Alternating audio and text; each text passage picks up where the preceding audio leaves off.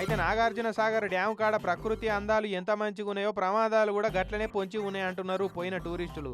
Telangana tourism వాళ్ళు నడిపిస్తున్న లాంచీల చక్కగా లైఫ్ జాకెట్లే లేవట.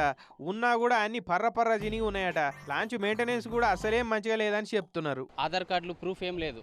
పొరపాటున లోపల ఏదైనా బోట్ ఇదైతే అసలు ఎవరు చనిపోయారంటానికి ప్రూఫ్స్ ఏమి లేదు. ఆధార్ తీసుకోవాలి అక్కడ కంపల్సరీ. బిలో 4 years లేదు. జాకెట్స్ చిరిగిపోయినాయి ఉన్నాయి. గజెతగాళ్ళు ఇంకొంతమందిని పెంచాలి. మరి అన్నది కూడా వాస్తవమే కదా. నువ్వేమంటావు అన్నా? కొంచెం ఇంప్రూవ్ చేసుకుంటే బాగుంటుంది. లైఫ్ జాకెట్స్ కూడా అందరికి సరిపోలేవు, ఉన్నవి కూడా నీట్గా కొట్టలేవు, అంత ఎఫిషియెంట్గా లేవు. అగో అందరిది అదే మాట ఉన్నది కదా. ఇక ఇదే ముచ్చట టూరిజం సిబ్బంది వాళ్ళని అడిగితే మేము కెపాసిటీ ఎంత ఉంటుందో అంతకంటే ఎక్కువనే లైఫ్ జాకెట్ పెట్టుకుంటాము, తక్కువ అయితే పెట్టుకోము.